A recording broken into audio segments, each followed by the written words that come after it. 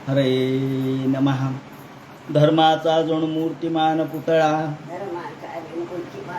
भासे जना भुवरी. दीक्षा देऊ निजो जगतिया बद्धास हो उद्धरी. वाणीने वदता भागवती कथा व्यासा प्रती भासला. तो हा गुरु श्री जनार्दन असा पाटांगणी शोभला. सद्गुरुनाथ महाराज की जय. हरे नमः. श्री शुकोवाच वृत्रे हते त्रयो लोका विनाशक्रेण भूरिद सपाला भवन सद्यो विज्वरा निवृत्तेंद्रियाः. भगवान वेदव्यास वर्णन करून सांगू लागले. शुकाचार्य राजा परीक्षितीला सांगतात. सूत शौनकादिकांचा संवाद हा सुरुवातीपासून चाललेला आहे. याप्रमाणे ज्या वेळेला वृत्रासुराची हत्या झाली, हा वृत्रासूर जरी असुर योनीत असला तरी शेवटी त्याला भगवंताच्या नावाची आठवण झाली, म्हणजे तो सद्भक्त या रूपानेच या ठिकाणी मृत पावला. म्हणून ते म्हणतात की इंद्राला ब्रह्महत्येचा दोष लागला. त्याची हत्या झाल्यामुळं ब्रह्महत्येचा दोष इंद्राला लागला. एका ब्रह्महत्येतून सुटका झाली कशी तरी. काल आपण बघितलं की नदी म्हणजे पाणी, भूमी, स्त्री आणि वृक्ष यांना त्यांनी आपली 1/4 एवढी ब्रह्महत्या वाटप केली आणि त्याला वरदानही दिलं. पण आता दुसऱ्यांदा ब्रह्महत्या झाली, त्याचं काय करायचं. ब्रह्महत्या त्याच्या मागे लागली. इंद्र पुढे पळतोय ब्रह्महत्या मागे आणि थांब इंद्रा, मी तुला आता गिळंकृत करते म्हणून ही ब्रह्महत्याच्या त्याच्या मागे लागली. त्यावेळेला सगळे देव ऋषी यांनी विचार केला काय करावं. ते म्हणे याचा उपाय एकच आहे, ते म्हणजे याजयिष्याम भद्रम ते हयमेधेन मास्मभैः. हयमेधेन अश्वमेध यज्ञ करू आपण आणि अश्वमेध यज्ञ करून इंद्राला या ब्रह्महत्येपासून मुक्त करू. ज्याप्रमाणे अश्वमेध यज्ञाची तयारी केली. इकडे इंद्राच्या मागे जी ब्रह्महत्या लागलेली होती ती कशी होती. जरा वेपमानांगी म्हातारी होती. वेपमानांगी ती थरथर थरथर कापत होती. तिच्या अंगाचा दुर्गंध सुटलेला होता. त्याचप्रमाणे तिच्या अंगाला सगळीकडे रक्त लागलेलं होतं आणि तिच्या अंगातून सगळा पू रक्त घाण हे सगळं वाहत होतं. तिचा दुर्गंध येत होता आणि विकीर्य पलितान केशान केस मोकळे सोडलेले आणि इंद्राच्या मागे धावत थांब इंद्रा थांब म्हणून मागे धावली. मीन गंधे सुगंधेनं माशांप्रमाणे वास येत होता तिचा आणि सगळा मार्ग तिच्या ज्या मार्गावरून ती चालत होती सगळा मार्ग घाण दुर्गंधीयुक्त होत होता. नभो गतो दिश सर्वा सगळेजण नाक बंद करत होते. अरे अरे अरे अरे काय हे. आणि ती इंद्राच्या मागे धावत निघाली. तेव्हा इंद्र जे तिथून पळाला तो एका कमलनालामध्ये लपला. कमलनाल म्हणजे कमळामध्ये ज्या ठिकाणी पाणी आहे तिथे ब्रह्महत्या येत नसते. जिथे स्वच्छता आहे तिथे ब्रह्महत्या येत नाही. आणि त्या ठिकाणी तो आवसत पुष्कर नाल तंतून मानस सरोवरामध्ये गेला आणि तिथे एका कमल नालामध्ये जाऊन बसला. किती वर्ष. 1000 वर्ष तिथे बसला. 1000 वर्ष ही वाटच पाहत होती परंतु थकून शेवटी निघून गेली. ते म्हणतात याप्रमाणे 1000 वर्षाच्या काळामध्ये मग इंद्राचं पद कुणी भोगलं. ते म्हणतात तावत त्रिणाकम नहुष शशास. नहुषाने 1000 वर्ष इंद्रपद भोगलं. नहुष हा जरी राजा होता कृष्ण वंशातला म्हणजे चंद्रवंशातला होता, कृष्णाचा पूर्वज आहे हा, त्यांनी 1000 वर्ष इंद्रपद भोगलं. पण कशामुळे भोगलं त्याचं कारण त्यांनी 100 यज्ञ केलेले होते. 100 अश्वमेध यज्ञ केले म्हणजे इंद्रपद प्राप्त होतं असा नियम आहे. त्याप्रमाणे याचे 100 अश्वमेध यज्ञ झाले होते. त्याला इंद्रपद मिळालं खरं, पण विद्या तपो योग बलानुभाव हा कशामुळे मिळालं. त्याच्या विद्येमुळं, त्याच्या तपामुळं, त्याच्या यज्ञयागामुळं हे त्याला मिळालं. ससंपद ऐश्वर्य मदांध बुद्धी. पण माणसाची बुद्धी, एकदा त्याला आसन मिळालं, एकदा पद मिळालं की माणसाची बुद्धी भ्रष्ट होते. पद नाही तोपर्यंत चांगली असते, पण एकदा पदावर बसला, सत्ता डोक्यात शिरली की माणूस बिघडायला लागतो. कोणी असो. त्याच्या डोक्यामध्ये कुणीतरी सुचवलं, त्याने विचारलं, का हो मी कसा शोभून दिसतो, इंद्र म्हणून शोभून दिसतो का नाही? लोक म्हणले, हो दिसतो, इंद्र म्हणून शोभून दिसता तुम्ही. पण म्हणले, पण काय? अहो तुम्ही इंद्रासारखी पराक्रमी आहात, तुम्ही विद्या तप बल या योगाने युक्त आहात, पुण्य केलेलं आहे. पण म्हणजे पण काय? पण एक आहे, अहो इंद्राला त्याची शची इंद्राणी त्याच्या बाजूला बसलेली असते. तुमच्याजवळ इंद्राणी नाही, तुमच्याजवळ शची नाही, आणि शची नाही तर शोभा नाही. असं आहे का म्हणलं? हो म्हणले, चंद्र आणि चंद्राचं चांदणं, चांदणं असेल तर चंद्राला शोभा, नाही तर अमावस्यासारखा काळा ठिक्कत चंद्र काय उपयोगाचा? असं म्हणल्याबरोबर तो म्हणला, ठीक आहे, मग काय करावं लागेल? शचीला बोलून आणू.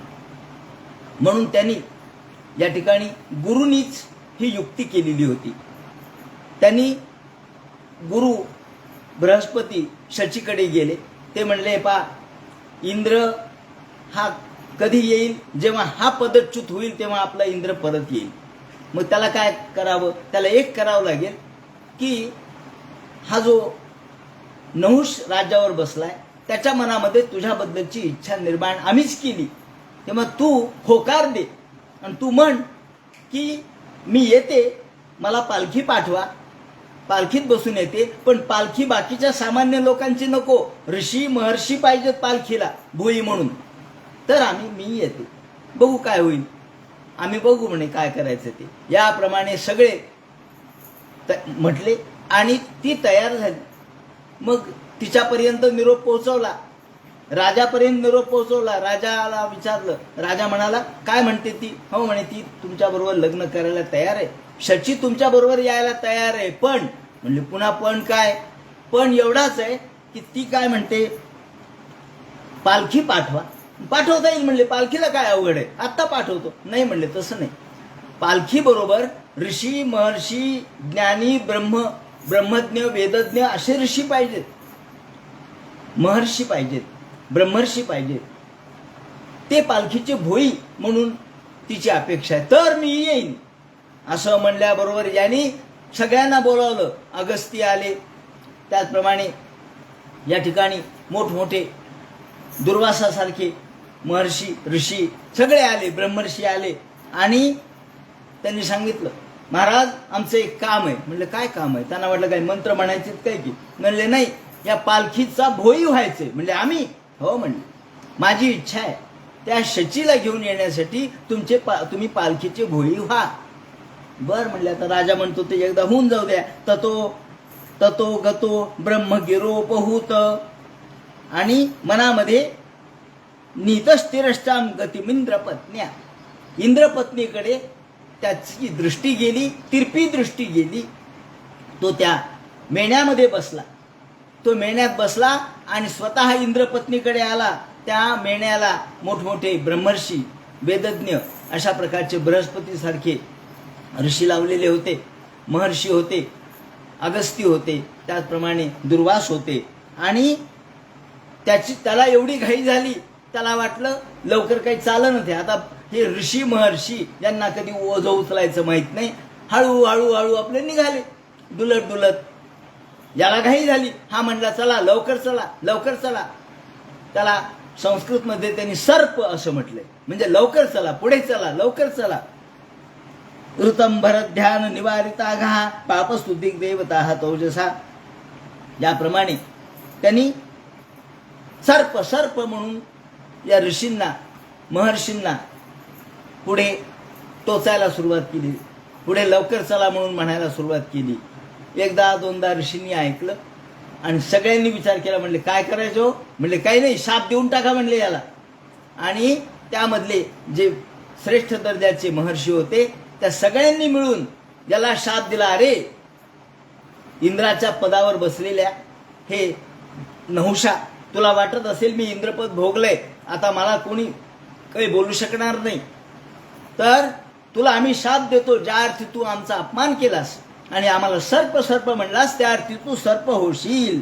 याप्रमाणे त्याला सर्प होण्याचा शाप दिल्याबरोबर तो सर्प झाला आणि त्या मेण्यामध्ये ते भेंडूळ तिथून जे खाली पडलं ते पृथ्वीवरती. ततो गतो ब्रह्मगिरोपहूत, तिथून जे त्याचं पतन झालं ते पृथ्वीवरती. आणि मग या शचीवरचं संकटही टळलं आणि इंद्रही परत आला. इंद्र परत आल्यानंतर तम नाभ्यभूदवितम विष्णुपत्न्या तंच ब्रह्मर्षयोभेत्य हयमेधेन भारत. त्यानंतर हयमेध असा अश्वमेध यज्ञ त्यांनी केला आणि महेंद्राला या ब्रह्महत्येपासून मुक्त केलं. त्यावेळेला राजाने प्रश्न उपस्थित केला, महाराज हे सगळं चरित्र मी ऐकलं. रजस्तम स्वभावस्य ब्रह्मण वृत्रस्य पापमनः. अहो वृत्रासूर तर रजोगुणाचा होता, कारण राक्षस होता म्हणजे रजोगुणी होता. तमोगुणी होता कारण तो या अशा प्रकारच्या यज्ञातून प्रगट झाला, अभिचार विधीतून प्रगट झाला म्हणजे तो तमोगुणी होता. मग तमोगुणी आणि रजोगुणी असताना तो पापी होता, पापमनः तो पापी होता. मग तरी सुद्धा तो भगवंताच्या या रूपामध्ये कसं काय एकरूप झाला. नारायणी भगवती कथमासी दृढामती अंते मती सागती. त्याला शेवटी भगवंताचं स्मरण कसं झालं. एवढा रजोगुणी तमोगुणी पापी असा असताना भगवंताच्या गुणांचं स्मरण त्याला कसं झालं, भगवंताशी तो तद्रूप कसा झाला, असा माझा प्रश्न आहे. देवानाम शुद्ध सत्वानाम ऋषीनाम आत्मनात्मनाम. अहो मोठमोठ्या ऋषींना मोठमोठ्या ज्ञानी मंडळींना सुद्धा ते समयी भगवंताची आठवण होत नाही. भक्तीर मुकुंद चरणे न प्रायणोपजायते. भगवंताची मुकुंदाची आठवण मरते समय होणं काही सोपी गोष्ट नाहीये. आपल्याला वाटतं काय नाही आपण मरताना देवाचं नाव घेऊ. अहो मरताना तुमच्या कंठाशी जेव्हा प्राणरुद्ध होता तेव्हा कशाचीच आठवण नसते. देवाची आठवण कशी येणार आहे. ते म्हणतात की जेव्हा वात पित्त आणि कफ यांचा संरोध होतो त्यावेळेला भगवंताची आठवण कुठली येणार. मग रजोभे समसंख्याता. मग असा रजोगुणी असलेला तमोगुणी असलेला पापी असलेला हा वृत्रासूर याला भगवंताची आठवण कशी झाली. मुक्तानामपि सिद्धानाम नारायण परायण. अहो मोठमोठ्या मुक्तांना सिद्धांना सुद्धा जे नारायण परायण आहेत, ज्यांनी आयुष्यभर हातात जपमाळ घेतली त्यांना सुद्धा देव आठवत नाही म्हणले.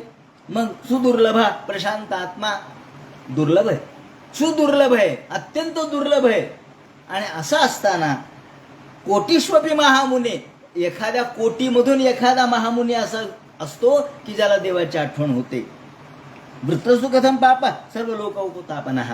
आणि मग वृत्रासुराला भगवंताची आठवण होऊन तो मुक्त कसा झाला ते आम्हाला सांगा. इथम दृढमते कृष्ण आसी संग्राम उल्बणे अत्र न संशयो भूयाच्युत कौतूहलम प्रभो.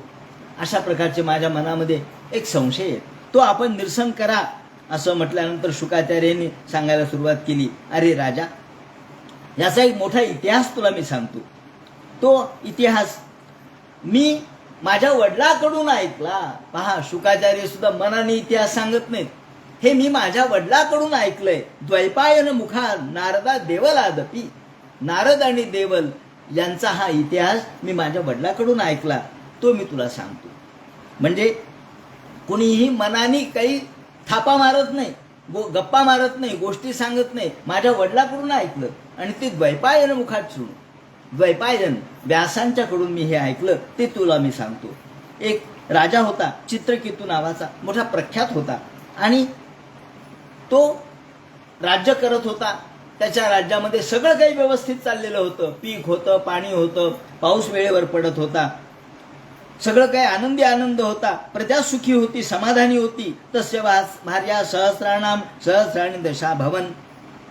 त्याला काहीच कमी नव्हतं, परंतु सुंदरता उदारता या दृष्टीने त्याची सगळ्या प्रकारची क्षमता होती. परंतु याला 3 कोटी बायका होत्या. काही ठिकाणी 3 कोटी आहे, काही ठिकाणी 1 कोटी आहे. सहस्राणी दशा भवन, इथे 1 कोटीचा उल्लेख आहे, पण काही ठिकाणी 3 कोटीचा आहे. तस्य भार्या सहस्राणाम सहस्राणी दशा भवन. एवढ्या बायका असताना सुद्धा एकाही स्त्रीला संतती झाली नाही, एकाही बायकोला पुत्र झाला नाही, मुलगी झाली नाही, मुलगाही झाला नाही. संपन्न सुगुणे, बरं सगळ्या बायका चांगल्या होत्या, सुंदर होत्या दिसायला, गुणांनी चांगल्या होत्या. न तसं संपद श्रेय सर्वा. आणि सगळ्या बायका खाली मान घालून काम करायच्या. काय करावं, वांझ आहेत आपण, आपल्याला एकीलाही संतती झाली नाही. आणि या वंध्यापणाचं जे दुःख आहे ते इतकं मनामध्ये की त्या खाली बघून वामलोचना, खाली बघून काम करायच्या. राजाकडे त्या बघू शकत नव्हत्या. एके दिवशी सर्व भामस्य राजाला फार दुःख वाटायचं. अहो सगळं सार्वभौम सत्ता आहे, सगळे संपत्ती आहे, सगळे लोक आपल्या ताब्यात आहेत, पण पुत्र नाही. पुत्रहीनस्य मे दुःखम, पुत्रहीनाचं दुःख सर्व राज्य संपदा याच्यावरती पाणी फेरणार आहे. मग लोकानुचरे नूनम.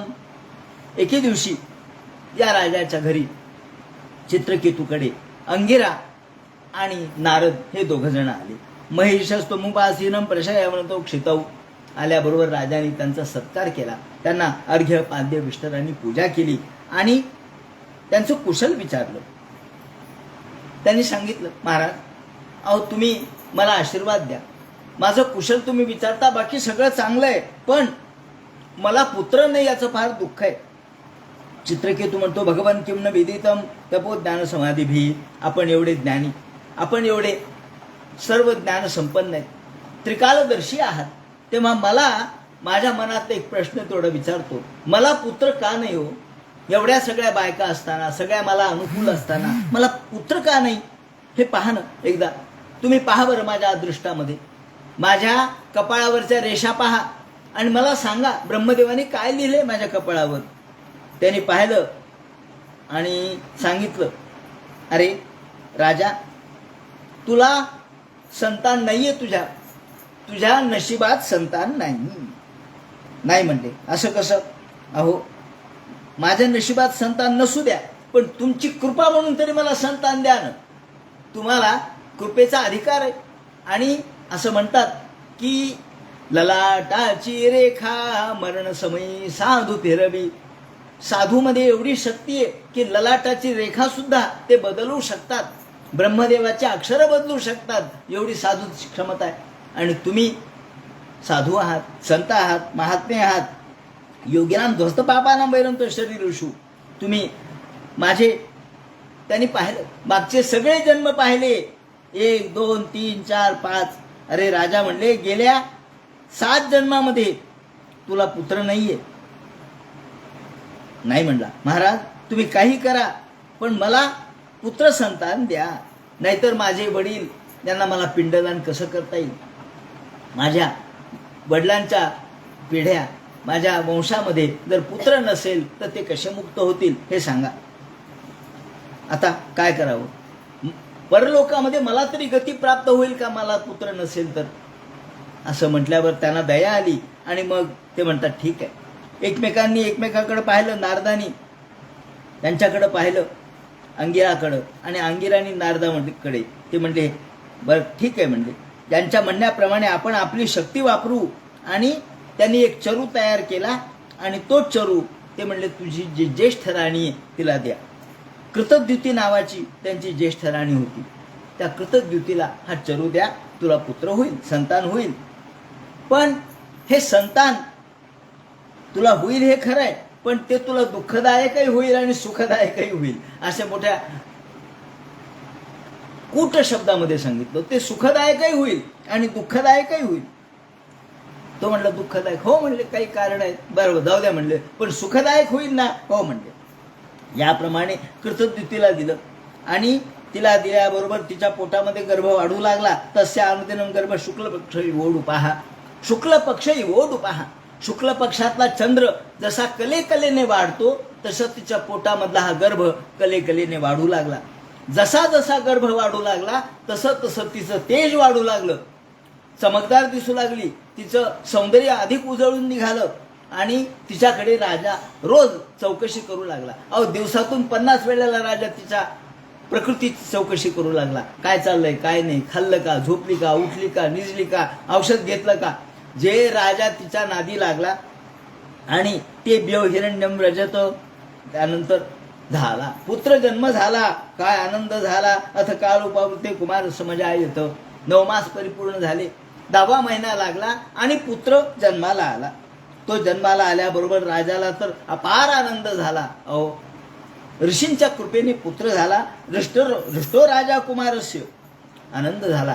त्यांनी ताबडतोब त्या ठिकाणी स्वस्ती पुण्य हा वाचन केलं. ब्राह्मणांना बोलावलं, त्यांना गायी दान केल्या, त्यांना तिळाचे पर्वत दान केले. त्याप्रमाणे हिरण्य, आता सोनं थोडं स्वस्त झालंय, त्यावेळेला तर फारच स्वस्त होतं, तेव्हा सोनं दान केलं. बासांस्या भरणानीच वस्त्र दान केले, अलंकार दान केले. अहो, पुत्र जन्म म्हणजे ते म्हणतात तीर्थच असतं. जसं आपण तीर्थावर दान धर्म करतो त्याप्रमाणे पुत्र जन्म झाला म्हणजे दान धर्म करावा लागतो, की ज्यामुळं पुत्रावर येणारे संकट नष्ट होतात. दानेनं हन्यते व्याधी असं म्हटले. ग्रामान हयान गजान प्रादात. गावं दिले, ज्यांना जे पाहिजे ते. यावेळेला राजाच्या समोर कोणी येऊ, तुम्हाला काय पाहिजे, आम्हाला गावं द्या, घेऊन टाका. कोणाला गावं दिले, कोणाला हत्ती दिले, कोणाला घोडे दिले, कोणाला गायी दिल्या. किती धेनुना अर्बुदानी षट. अर्बुदन दशकोट. या अर्बुद म्हणजे 10 कोटी. 10 कोटी गुणिले 6 असं 60 कोटी गायी दान केल्या. याप्रमाणे बवर्ष कामन नेशाम पर्जन निवेदही नाम. याप्रमाणे पुत्रोत्सव, पुत्र जन्म एवढ्या आनंदात केला की आकाशातून पाऊस काय पडतो इतकं धन त्यांनी वाटलं. धन्यम यशस्यम आयुष्यम. का? अहो, माझ्या मुलाला पुढे आयुष्य चांगलं प्राप्त व्हावं, त्याला रोगराई होऊ नये, या दृष्टीने राजाने हे सगळं दानधर्म केला. आणि कृतद्युती तर अलंकाराने भरून गेली. साड्या काय, त्याचप्रमाणे अलंकार काय, दागदागिने काय. तिच्याकडे येणाऱ्या लोकांची ही रीग सुरू झाली आणि तिचं कौतुक सुरू झालं, तिचा मोठेपणा सुरू झाला. राजा तिच्याबद्दल मंगलमय अशा प्रकारच्या वातावरणामध्ये तिच्याबरोबर फिरू लागला. मातुस्त्वराम पुत्रे. आणि आपल्या पोराबद्दल नवीन जन्माला आलेला अर्भक त्याच्याकडे सातत्याने येऊ लागला. राजा राणीचे कोड कौतुक करू लागला आणि राणी सगळ्यांच्या सोबत मोठ्या आनंदाने राहू लागली. सगळे लोक तिला भेटू लागले, पै आले, पाहुणे आणि लोक आले, तिचं मोठं कौतुक सुरू झालं. आणि हे मात्र बाकीच्या स्त्रियांना पोटात दुखू लागलं. हा स्त्री धर्मच आहे. दुसऱ्याचं चांगलं झालं की हिला वाईट वाटतं. का? तो असूया हा अंतःकरणाचा स्वभावच असतो. ज्याप्रमाणे ताह पर्यतप्य महात्मानम. बाकीच्या सगळ्या स्त्रिया म्हणायला लागल्या, अरे अरे अरे, राजाने आपली स्थिती एखाद्या पोतेऱ्यासारखी केली म्हणली. आपली अवस्था तर पोतेऱ्यासारखी झाली. अहो, दासीला तरी किंमत असते, आपल्याला ती किंमत नाही. राजा आपल्याकडे विचारतो का, कधी पाहतो का, कधी शब्दाने बोलला का? नाही म्हणले. मग काय करावं? कशामुळे इथे एवढं कौतुक चाललंय? फक्त पोरामुळं का? मग काय करायचं म्हणले? मारून टाका म्हणले पोराला. देख प्रजाम स्त्रियम पापाम. सगळ्या स्वतःला धिक्कारित करू लागल्या. काय? आपल्याला काही उपयोग नाही म्हणले. आपण राजाच्या नुसत्या राण्या म्हणून मिरवतो, पण राणीपणा आपल्याजवळ काही नाही. आपली किंमत एखाद्या पाय पुसण्यासारखी झालेली आहे. ते म्हणतात सुप्रजाभी सपत्नीभेद दासी मिव तिरस्कृताम. राजा आपला तिरस्कार करतो, आपल्याकडे पाहत सुद्धा नाही, तिरप्या दृष्टीने आपल्याकडे पाहतो, निघून जातो. अहो, दासीला तरी काही मान असतो. दासीनाम कोण संतापत स्वाम्या परिचर्या. या दासी तरी राजाची सेवा करते, आपल्याला ती सुद्धा संधी राजा देत नाही. कधी सेवा देखील आपल्याला करू दिली नाही. मग दासी व दुर्भगा. आपण दुर्भगा आहोत. आपण दुर्भग म्हणजे दुर्भाग्य. आपण भाग्यहीन आहोत, दुर्भागी आहोत. काय करायचं? ज्याला पुत्र आहे तिचा मोठेपणा चाललाय आणि सगळ्या आता जळू लागल्या अंगात. नुसता संताप अंगाचा होऊ लागला. अंगामध्ये नुसता द्वेष एवढा की अंग तापून निघालं त्यांचं. एवं संदैयमाना नाम असं म्हटलंय. संदैय म्हणजे सगळं अंग नुसतं द्वेषाने भरून गेलं, मत्सराने भरून गेलं. आणि हा सवती मत्सर एवढ्यापर्यंत गेला की एके दिवशी त्यांनी ठरवलं त्या पोराला ठार मारू. गरम ददु कुमाराय झालं. एके दिवशी राणीनं आपल्या दासीला सांगितलं होतं की पोराला नवधू घाला आणि पाळण्यात टाका. त्यांची त्याची वेळ ठरलेली. त्याप्रमाणे राणीच्या ह्या मुलाला, कृतदृतीच्या मुलाला दासीनं नवधू घातलं आणि तसंच दुपट्यामध्ये त्याला पाळण्यामध्ये टाकून दिलं. थोड्या वेळाने तो उठल म्हणले. उठल्यावर मग त्याला आपल्याला दूध देता येईल म्हणून राणी वाट पाहत बसली. मग म्हणले किती वेळ झाला, या वेळेला उठत असतो मुलगा, अजून का नाही उठला. म्हणले थोड्या वेळ झोपू द्या, आपले कामं होतात. बायकांना बरंच असतं, पोरगा झोपला म्हणजे झोपू द्या म्हणतात, आपले कामं होतात. कामं महत्वाचे, पोरगा महत्वाचं नाही. मग कृतज्ञते रणजानंती, तिला काही माहीतच नव्हतं.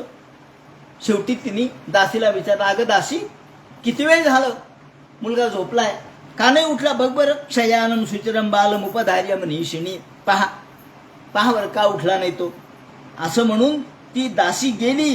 सा शयानमुपव्रज्य, ती गेली आणि तिने ते दुपट बाजूला करून पाहिलं तर दृष्टवा चोत्तार लोचनम, की डोळे बाहेर आलेले. अरे अरे अरे अरे, जे दासी मोठ्याने ओरडली, रडू लागली, राणीसाहेब राणीसाहेब राणीसाहेब. घात झाला. काय झालं पाहिल्याबरोबर राणीला कळालं तर राणी तिथंच मूर्छित पडली. तिला ते शब्द देखील सहन झाले नाहीत, डोळे बाहेर आलेले. मुलगा कधीतरी मध्येच गतप्राण झाला. कसा झाला, काय झाला, कुणाला पत्ता नाही. स्नेहानुबंध त्याच्या शुजाभृशम, आरडा ओरडा झाला. दासी ओरडू लागल्या, दास ओरडू लागले, राणी तर मूर्छित पडली. बाकीच्या सगळ्या राण्या आल्या आणि त्या खोटं खोटं रडायला लागल्या. अहो तुकाराम महाराजांनी म्हटलंय ना, नाही असू नाही माया, मोले घातले रडाया, नाही असू नाही माया. अहो पैसे देऊन रडायला लावतात, आहे काही काही ठिकाणी ही पद्धत आहे म्हणे, पैसे द्यायचे आणि त्यांना रडायला लावायचे. याप्रमाणे पैसे देऊन रडणं हे काय अंतःकरणातलं प्रेम असतं का. नाही असू नाही माया. डोळ्यातून अश्रू येत नव्हते, पण डोळ्याला काहीतरी अमृतांजन लावून डोळे सुजल्यासारखे दाखवले, रडल्यासारखं दाखवलं, ओरडू लागल्या. राजाला हे कळालं. राजा तेवढ्यात आला. राजाने पाहिलं, तो रडू लागला, दुःखित झाला. आपल्या बायकोला त्यांनी जवळ घेतलं आणि स्तनद्वयम कुंकू गगनमंडितम निशिंच बाष्पबिंदुवी, तिला जाग केलं. कसं तरी मूर्छित पडली होती आणि ती एखाद्या कुररीव सुस्वरम, एखादी कुररी म्हणजे हरिणी ज्याप्रमाणे किंवा एखादा पक्षी ज्याप्रमाणे मोठ्याने ओरडतो रडतो, कुरर नावाचा एक पक्षी असतो. हा कुरर नावाचा पक्षी, याचं वर्णन पुढे आपल्याला पिंगलेच्या कथेमध्ये येणारच आहे. तेव्हा ही एखाद्या पक्षाप्रमाणे, कुरर पक्षाप्रमाणे ती उच्च स्वरामध्ये ओरडू लागली, रडू लागली. हे देवा, तू हे काय केलंस, असा घात कसा झाला. आणि बाकीच्या स्त्रिया खोटं खोटं का होईना पण रडू लागला. सुप्तश्रियम शयशनया भवानपरी. तो राजा हे ऐकून एवढा दुःखित झाला की त्याला काय करावं सुधरेना. त्याचं मनस्थितीच बिघडली. तो समोरच्या माणसाला देखील ओळखेना. चित्रकेतुर्भृशम, तो मुक्त कंठ रुरोदह, तो देखील ओरडू लागला, रडू लागला. आणि एवढ्या सगळ्या अशा दुःखाच्या वातावरणामध्ये पुन्हा नारद या ठिकाणी आले. आणि नारद त्यांच्याबरोबर पुन्हा अंगिराही होते, नारदही होते, दोघेही आले. आल्याबरोबर राजाने काही ओळखलं नाही. म्हणले आपण महाराज, आपण कोण. अरे म्हणले तू विसरलास का, आम्ही अंगिरा आणि नारद आहोत, आम्ही तुला पुत्र दिला ते ऋषी आम्ही आहोत. असं म्हणल्याबरोबर तो पायावरच पडला. महाराज बरं झालं तुम्ही आलात. का, अहो तुम्ही पुत्र दिला खरा प्रसादाने, पण हा पुत्र मृत झाला. आता पुन्हा त्याला जाग करा, त्याला जागृत करा, त्याला जिवंत करा. हात जोडले त्यांनी. एवं भूतेषु भूतानी. काय करावं ते म्हणले, नाही राजा, तुला मी सांगितलं होतं, हा पुत्र तुला दुःखही देईल आणि आनंदही देईल. शोकाभिभूतम राजानम. राजा इतक्या शोकाने आपल्या मनस्थिती त्याची बिघडली होती. तो म्हणे, नाही महाराज तुम्ही काही करा, तुमच्या मी पाया पडतो. संयुज्यंते वियुज्य तथा कालीन देहिना. हे ऋषी म्हणू लागले, अरे राजा, अरे 2 ओंडक्याचे होते सागरात भेट, 1 लाट तोडी दोघा पुन्हा नाही गाठ. अशी परिस्थिती आहे. संयुज्यंते वियुज्यंते. लोक एका निमित्ताने एकत्र येतात आणि एकदा काळाच्या प्रभावाने पुन्हा दूर जातात, तर पुन्हा एकत्र येऊ शकत नाहीत. हे काळाचा प्रभाव आहे. यथा धानासु वै धाना भवन्ति न भवन्ति च. हा बीज ज्याप्रमाणे उत्पन्न होतं आणि दुसरं बीज नष्ट होतं, एक बीज उत्पन्न होतं, दुसरं बीज नष्ट होतं. आपण एक पेरतो, एक उगवतं, एक उगवत नाही. तेव्हा याप्रमाणेच एखाद्याचा जन्म होतो, मृत्यू होतो, तेव्हा त्याला रडायचं काही कारण नाही. तशीच तुझी स्थिती आहे. जन्म मृत्यू यथा पश्चात. तेव्हा जन्म आणि मृत्यू हे काही ठरलेलंच आहे. ज्याचा जन्म झाला त्याचा मृत्यू ठरलेला आहे, त्यामुळं तू रडू नकोस. नाही महाराज, तुम्ही सगळं मला तत्वज्ञान सांगता ते सगळं मला मान्य आहे, पण आता एवढं काम करा, मला हा पुत्र पुन्हा जिवंत करा. अवधूतेन वेशेण, आपण प्रत्यक्ष महात्मे आहात, प्रत्यक्ष गुरु आहात. अवधूत वेशाने तुम्ही सगळीकडे फिरता. चरंती हेवनो कामं ब्रह्मणा भगवत प्रिया. भगवंताचं तुमच्यावरती प्रेम आहे आणि तुम्ही देखील भगवंताचे भक्त आहात. तेव्हा माझी ग्राम्य बुद्धी जरी असली तरी सुद्धा मला आपण उपदेश करा आणि हा मुलगा तेवढा जिवंत करा. असं म्हणल्यावर अंगिरा म्हणतात, ठीक आहे. अहंते पुत्र कामस्य पुत्र मी तुम्हाला हा पुत्र जिवंत करा म्हणतो, पण काही उपयोग होणार नाही राजा. पण तू म्हणतोस तर मी जिवंत करतो. आता तर मनुस्मृत्य असं म्हणून या अंगिराने त्याच्या अंगावर एक पाणी शिंपडलं आणि सांगितलं, अरे मुला उठ, हे बघ तुझे वडील तुझी वाट पाहत आहेत, आई तुझ्यासाठी रडते, उठ लवकर उठ. असं म्हणून त्याला पाणी टाकल्याबरोबर तो एकदम उठला. जीवात्मन पश्य भद्रंते, हे जीवा उठ, हे पहा तुझे आई वडील तुझ्यासाठी रडू लागलेत, तुझे बांधव या ठिकाणी आलेत, सुहृद या ठिकाणी आलेत. बांधव म्हणजे बाकीचे नातेवाईक. आणि कलेवरम स्वमाविष्य शेषमय सुकृता, या कलेवरातून तू जागृत हो. असं म्हणून सांगितल्याबरोबर त्याला प्राण आला, तो उठला, जिवंत झाला. जिवंत झाल्यानंतर तो म्हणू लागला, राजा म्हणला, हा हा आपला पुत्र जिवंत झाला, वा वा वा, छान झालं छान झालं. तो जीव बोलू लागला. यावेळेला लहान पोरगा होता तो, पण त्याला वाचा आली, तो बोलू लागला. म्हणलं, काय महाराज तुम्ही काय म्हणालात? तुझे आई वडील वाट पाहतात. कोणते आई वडील माझे? माझे आई आणि वडील असं तुम्ही म्हणतात. कस्मिन जन्म मयी मह्यम पितरो मातरो भवान, कोणत्या जन्मातले, कोणत्या जन्मातल्या आई वडिलासाठी मी थांबू? अहो मला माझं आत्मकल्याण करू द्या. प्रत्येक जन्मात आई आहेत, बाप आहेत, भाऊ आहेत, बहिणी आहेत, नातेवाईक आहेत, प्रत्येक जन्मात आहेत ना. मग जन्मातच अडकायचं का? जन्मातून बाहेर जायला पाहिजे ना, जन्मातून मुक्त व्हायला पाहिजे. मला या नातेवाईकांच्या मध्ये पडून अडकू नका. बंधू ज्ञाती संबंधी बांधव यथा वस्तूनी पण्यानी, या ठिकाणी तो जीव बोलतो. कोणत्या जन्मातल्या आई वडिलांना मी खरं आई वडील मानून सांगा बरं. ते म्हणे कसं काय? अहो ज्याप्रमाणे एखाद्याच्या खिशामध्ये पैसा असतो, नोट असते, माझ्या खिशामध्ये 100 रुपये आहेत, जोपर्यंत ती माझ्या खिशात असते तोपर्यंत ती माझी. पण मी दुकानदाराला दिली आणि त्याच्याकडून वस्तू घेतली, आता 100 रुपयाची नोट कोणाची? दुकानदाराची. थोड्या वेळाने तो दुकानदार म्हणतो, अहो तुम्ही 100ची नोट दिली होती. हो दिली होती ना, पण ती हरवली, मग याला दुःख होईल का? तो म्हणतो, नाही बा, मी तुम्हाला दिली होती ते तुमच्याकडून हरवली, मला माहित नाही. ती हरवली काय आणि चोरांनी नेली काय, याला काय दुःख आहे? कारण ती याची नव्हतीच. कधीपर्यंत याची आहे? जोपर्यंत याच्या खिशात आहे तोपर्यंत. तसं यथा वस्तूनी पण्यानी हेमादीनी ततस्ततः, जसं आपल्या खिशामधली नोट जोपर्यंत आपल्या जवळ आहे तोपर्यंत ती आपली आहे. जेव्हा ती दुसऱ्याच्या खिशात जाते, दुकानदाराकडे जाते किंवा एखाद्या दुसऱ्या व्यक्तीकडे जाते, तेव्हा त्याच्याबद्दलचं सुख दुःख जसं आपल्याला नसतं. ती नोट जशी फिरत राहते, ती कोणाची आहे सांगा बरं? ती नोट माझी आहे का दुकानदाराची आहे का निर्माण केलेल्या बँकेची आहे, रिझर्व्ह बँकेची आहे का ज्या बँकेतून आपण घेतली त्याची? कोणाची आहे? प्रत्येकाची आहे, पण कोणाचीच नाही. रिझर्व्ह बँकेने नोटा छापल्या, ती झाली रिझर्व्ह बँकेची. नंतर ती या बँकेत आली, महाराष्ट्र बँकेत, इंडिया बँकेत, ती इंडिया बँकेत झाली. मग आपण त्या नोटा घेतल्या, ती आपली झाली. मग आपण एखाद्या व्यक्तीला दिली, ती त्याची झाली. मग नोट कोणाची आहे सांगा? पैसा कोणाचा आहे सांगा? पैसा कोणाचाच नसतो. तसं ते म्हणतात, हा जीव दर जन्मामध्ये आई वडील, त्याचप्रमाणे भाऊ बहिणी, नातेवाईक यांचा कोंडाळा असतो, पण जीव प्रत्येक वेळेला त्याच्यात अडकतो. म्हणून मला याच्यात अडकायचं तरी पर्यटन ती नरश्वेम जीव येणुषी कर्तृषु. ज्याप्रमाणे जीव हजारो योनीमध्ये फिरतो, जसा पैसा या खिशातून त्या खिशात फिरतो, त्याप्रमाणे जीव सर्वत्र फिरतो. एवं योनिको तो जीव सनित्यो निर्हरण कृता. आणि त्यामुळं मला कुठे अडकू नका. मी तुम्ही म्हणता ना आई वडील, अहो कोणत्या आईबद्दल बोलता? या काय? अहो याने तर मला विष दिलं म्हणे. त्यांनी सगळ्यांच्या समोर सांगितलं, यांनीच मला विष दिलं, बादग्निम व्रीडितास तत्र. आणि असं म्हणल्याबरोबर ज्यांनी विष दिलं होतं ना त्यांना एवढी लज्जा वाटली, वाईट वाटलं. सगळ्यांनी खाली माना घातल्या. बालहत्या हता प्रभा, यांनी बालहत्या केली त्यामुळे त्या निस्तेज झाल्या. सगळ्यांच्या समोर यांनी सांगितलं, यांनी तर मला विष दिलं म्हणले. यमुनाया महाराज, आणि मग त्या ज्या सगळ्या स्त्रिया आहेत त्यांना राजाने हाकलून दिलं.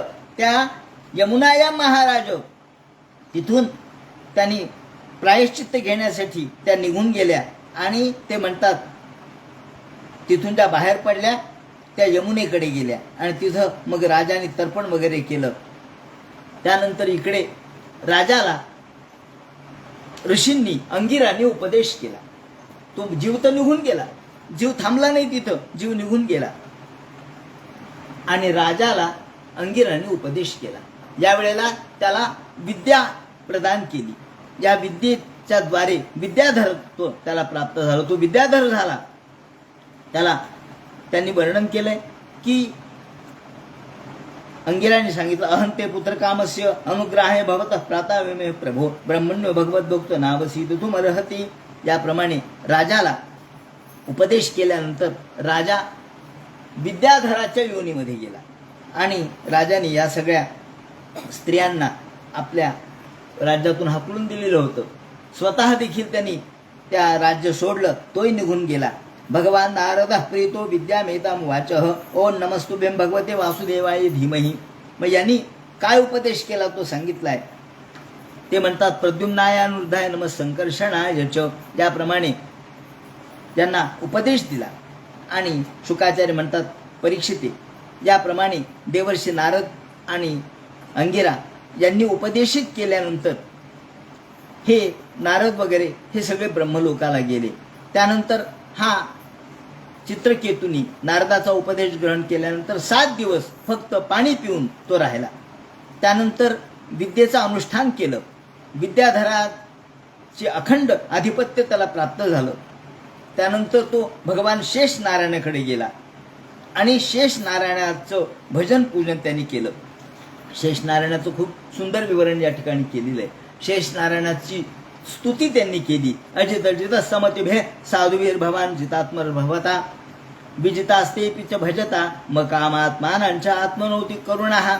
याप्रमाणे शेष नारायणाची प्रार्थना केली. शेष नारायणांनी त्यांना ज्ञान दिलं आणि तिथून शेष नारायणाकडून ज्ञान ग्रहण करून तो सिद्ध झाला. विद्याधरानंतर सिद्धत्व त्याला प्राप्त झालं.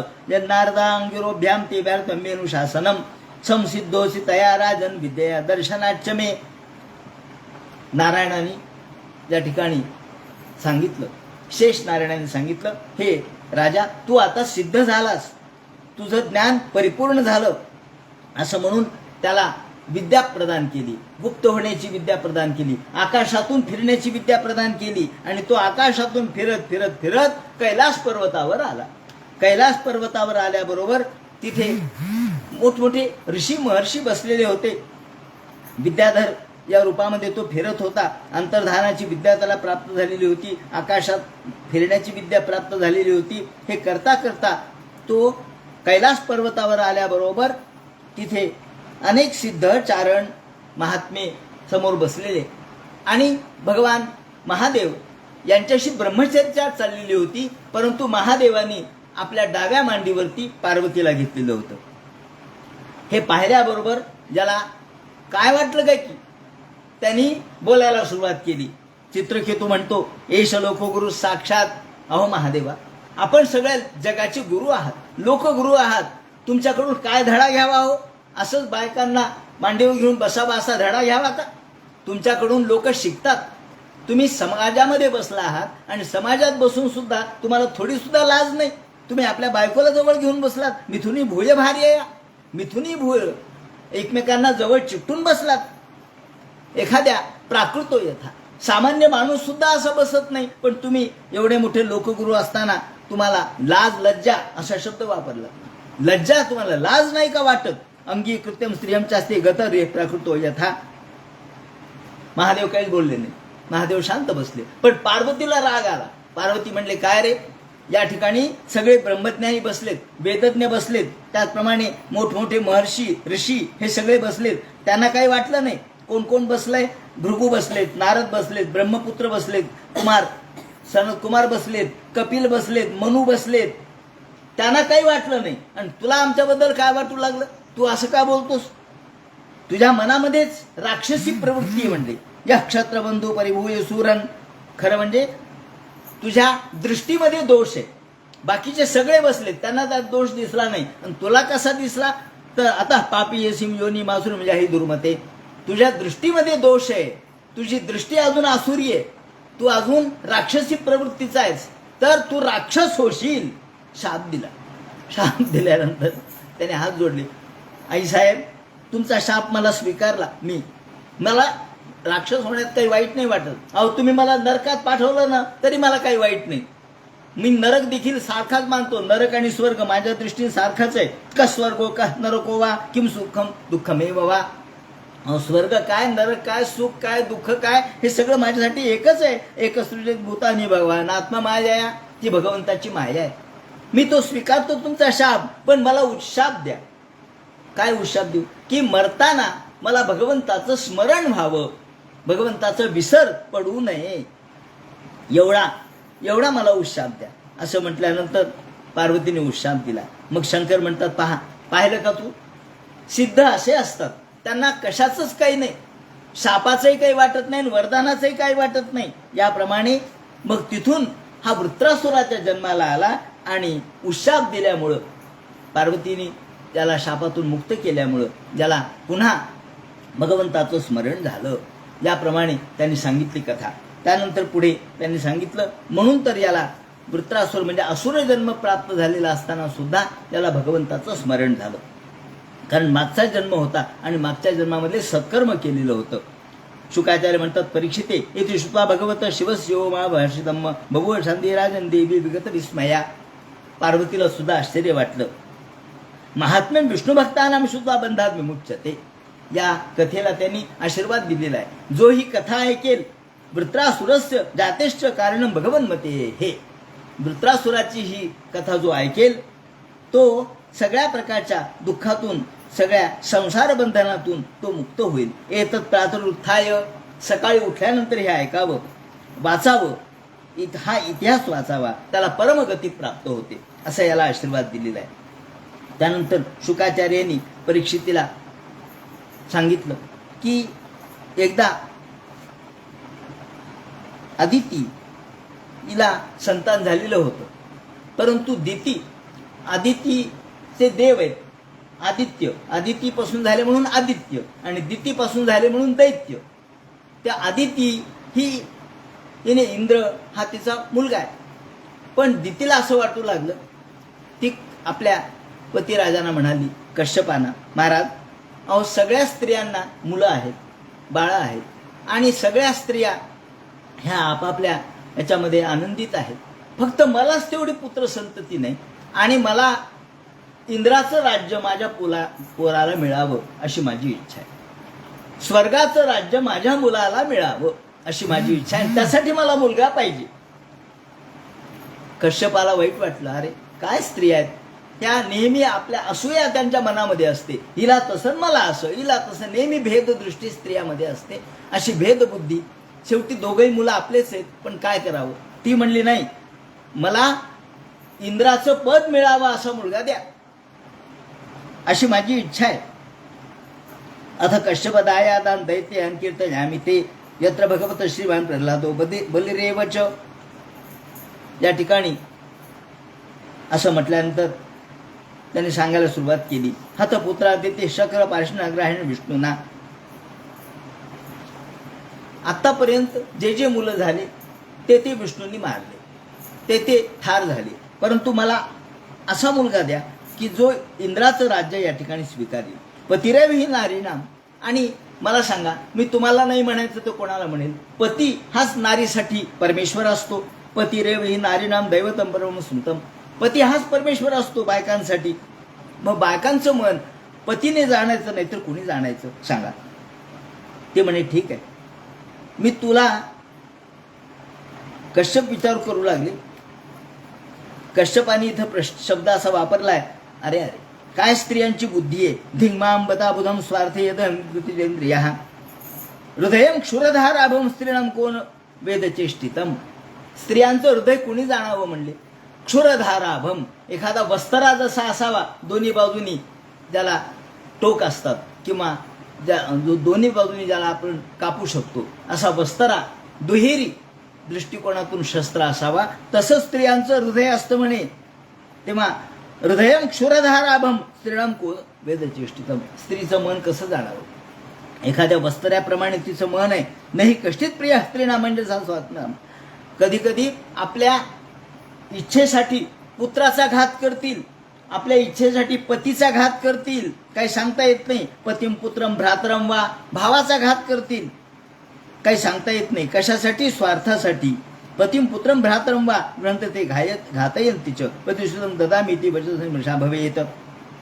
कश्यप म्हणाले काही हरकत नाही, मी तुझ्या म्हणण्याप्रमाणे तुला पुत्र देतो, पण मी एक व्रत सांगतो. ते व्रत जर परिपूर्ण परिपालन केलं तर तुला इंद्राचं राज्य मिळेल तुझ्या पुराला.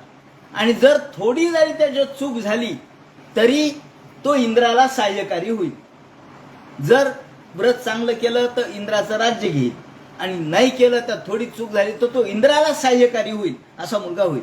म्हणजे सांगा मला काय व्रत आहे ते सांगा. ज्याप्रमाणे त्यानं तिला व्रत सांगितलं. हे व्रत असं सांगितलं की हे पा, तुला मी असं व्रत सांगतो की हे व्रत तुला करायचंय पुत्रप्राप्तीसाठी करायचंय. यामध्ये मन वाणी या दृष्टिकोनातून प्राण्याची हिंसा करायची नाही, खोटं बोलायचं नाही, शरीराचे नख काढायचे नाहीत जोपर्यंत व्रत चालू आहे तोपर्यंत, अशुभ गोष्टीला स्पर्श करायचा नाही, त्यानंतर पाण्यामध्ये जाऊन स्नान करायचं नाही, दुर्जन लोकांशी बोलायचं नाही, न धुतलेलं वस्त्र घालायचं नाही, धुतलेलं वस्त्र धौत वस्त्र घालायचं. त्याचप्रमाणे दुसऱ्यांनी घातलेली माळा आपण परिधान करायची नाही. त्याप्रमाणे मांस खायचं नाही. त्याचप्रमाणे उष्ट खायचं नाही कुणाचं. त्याचप्रमाणे रजस्वाला किंवा शूद्र यांना पाहायचं नाही. त्याचप्रमाणे उष्ट्या तोंडाने आचमन करायचं नाही. संध्याकाळच्या वेळेला झोपायचं नाही. त्याचप्रमाणे शृंगार करायचा नाही. वाणीचा संयम ठेवायचा.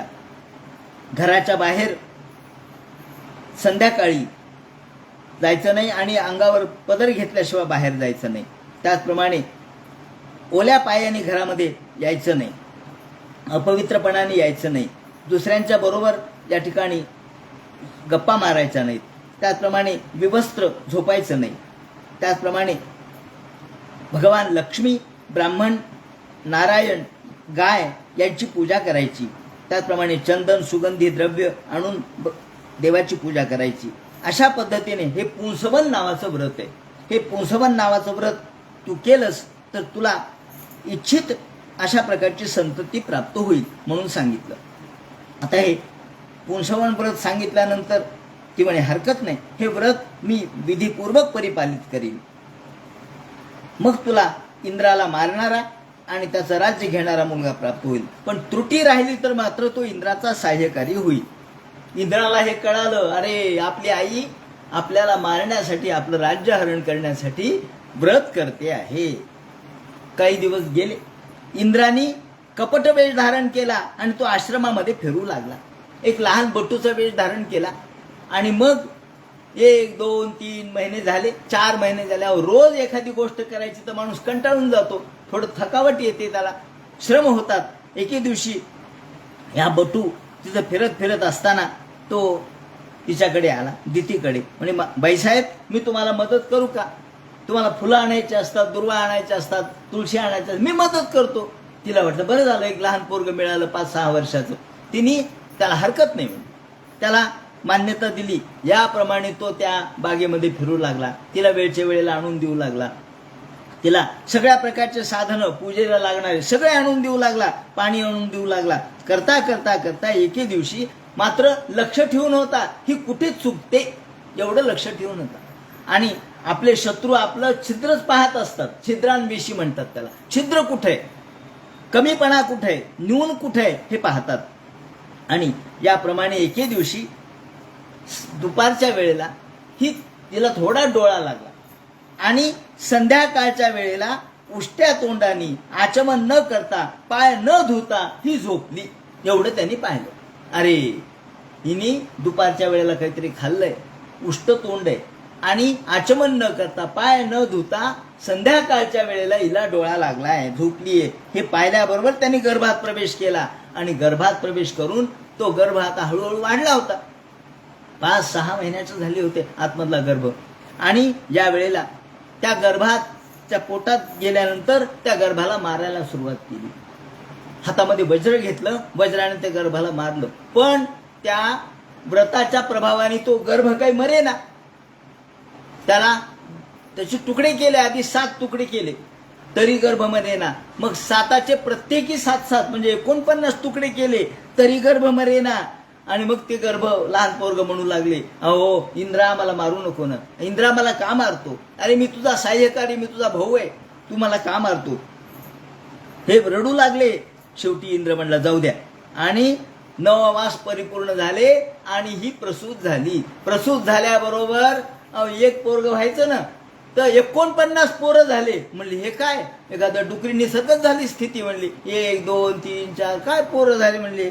आणि नंतर इंद्र बाहेर. इंद्रेण सहितान देवी परितुषण निजा अथेंद्र माह. ती म्हणली अहो मी एक पोरगा मागितला होता, एक संकल्पिता पुत्र सप्त सप्ता भवन कथन. मी एक मुलगा मागितला होता, 49 मुलं कसे झाले? असं म्हणल्याबरोबर इंद्र तिथे होता. इंद्राने हात जोडले आणि ती म्हणली इंद्रा तू? हो म्हणली. आई मी तुला सांगतो, याचं कारण सांगतो. एक मुलगा मागितला आणि 49 कसे झाले ना, याचं कारण मी तुला सांगतो. तू मला अभय दे. ती म्हणली अभय, तुला मी काही त्रास देणार नाही. यदिते विदितम पुत्र सत्यम कथमेव मृषा. मी तुला सांगतो, मी खोटं बोलणार नाही. आणि मग त्यांनी सगळी कहाणी सांगितली. तू कशी चुकली, तुझ्या व्रतामध्ये कशी चूक झाली, त्यावेळेला मी तुझ्या पोटात गेलो आणि ज्यांना मारलं पण हे मेले नाहीत. आणि मग शेवटी इंद्र म्हणतो आई आता मी तुझ्या पोटातून आलो म्हणजे तुझाच पोरगा झालो ना, मग आता मला मारायचा का प्रयत्न करतेस? तेव्हा तिलाही ते पटलं आणि हे सगळे मुलं 49 शेवटी मरुद्गण झाले. मरुद्गण म्हणजे इंद्राला ज्या वेळेला पाऊस पाडायचा असतो त्यावेळेला हे सहाय्यकारी होतात. म्हणून आपण म्हणतो की अजून मृग लागला म्हणजे हे मरुद्गण येतात. हे वारे हे 49 वारे आहेत. 49 वायूचे रूप आहेत आणि 49 वारे म्हणजे मरुद्गण आहेत. या मरुद्गणानेच आपल्याला सुरुवातीला मृग लागला म्हणजे पाऊस पडतो असं आपण म्हणतो. ज्याप्रमाणे इंद्राचे ते सहाय्यकारी झाले. आणि मग इंद्र या 49 जणांना घेऊन वरती निघून गेला. मात्र यांना पोरं झाले नाहीत. हे 49 ज्यांना मुलं झालेच नाहीत हे तसेच राहिले. याप्रमाणे हा त्यानंतर पुंसवन विधी या ठिकाणी सांगितलाय. हा पुंसवन विधी जो सांगितला तो शुक्ल मार्गशीर्ष महिन्यामध्ये तो करायचा पुंसवन विधी, की ज्या आपल्या मार्गशीर्ष महिन्यामध्ये शुक्ल प्रतिपदेपासून तो कसा करायचा हे त्यांनी सांगितले. त्याप्रमाणे हा पुंसवन विधी सांगितल्यानंतर पुढे ततस्तुवित स्तोत्रेण भक्ती प्रवीण चेतसा भगवान कसा प्रसन्न होतो ते त्या ठिकाणी त्यांनी सांगितले. त्यानंतर सप्तम स्कंधाला आपण प्रारंभ करणार आहोत. या सप्तम स्कंधामध्ये प्रत्यक्ष नृसिंहाचं प्रगटीकरण आहे, नृसिंहाचं प्रागट्य आहे. भगवान नृसिंह त्यांचं प्रागट्य, त्याचप्रमाणे या प्रल्हादाची कथा आणि त्यानंतर यदू आणि प्रल्हाद यांचे संवाद हा या सप्तम स्कंधामध्ये आहे. त्या संबंधीचं जे विवरण या ठिकाणी राजाने जो प्रश्न विचारला त्या निमित्ताने. आता ही घटना कधी घडलेली आहे तर ज्या वेळेला युधिष्ठिराकडे राजसूय यज्ञ होता, पांडवांनी जेव्हा राजसूय यज्ञ केला त्यावेळेला यज्ञ संपन्न झाल्यानंतर म्हणजे यज्ञ संपन्न व्हायच्या आधी या शिशुपालाचा वध भगवंताच्या हातून झाला आणि शिशुपालाची ज्योती भगवंतामध्ये एकरूप झाली. हे जेव्हा युधिष्ठिराने पाहिलं तेव्हा त्यांनी प्रश्न उपस्थित केला, महाराज समः प्रिय सुरत ब्रह्मण भूताना भगवान स्वयं इंद्रस्यार्थे कथम दैत्यानविदित विषमो यथा. त्यांनी असं विचारलंय की भगवंत हे विषम का झाले? विषम म्हणजे इंद्राच्या बाजूनी भगवान नेहमी सहाय्य करतात आणि राक्षसांचा विरोध करतात. असं का होतं? राक्षसांना कधी सहाय्य का नाही केलं त्यांनी? इंद्राला सहाय्य का केलं? म्हणजे भगवान सुद्धा विषम आहे, सम नाही आहेत. आणि असं म्हटल्यानंतर याला उत्तर म्हणून त्यांनी सांगायला सुरुवात केली, असं नाही राजा, देव हा सम आहे, सम. तो राक्षस आणि देव असा भेद करत नाही. शिशुपालाची ज्योती भगवंतामध्ये एकरूप झाली की नाही? झाली. कशामुळे झाली? त्यांनी भगवंताचं सतत चिंतन केलं, जरी वैरभावाने का असेना पण चिंतन केलं. भगवंत त्याला मदत करतो जो त्याचं चिंतन करतो. आणि मग प्रल्हादाची कथा या ठिकाणी सांगितली. प्रल्हाद कोणाच्या पोटी जन्माला आला हो? हिरण्यकशिपूच्या. हिरण्यकशिपू दैत्य होता, दानव होता, पण दानवाच्या पोटी जन्माला आलेला प्रल्हाद हा दानवच झाला ना, दैत्यच झाला. पण तरी सुद्धा भगवंतानी त्याला का सहाय्य केलं? तर तो भगवंताचा प्रिय भक्त झाला म्हणून. म्हणून देव विषम नाही हे सांगण्यासाठी मी जी कथा सांगितली ती प्रल्हादाची कथा. आता या संबंधीचं विवरण जे करतील तो सगळं उद्या चिंतन सांगण्यात येईल. हरे नमः. पुंडलिक वरदे हर विठ्ठल.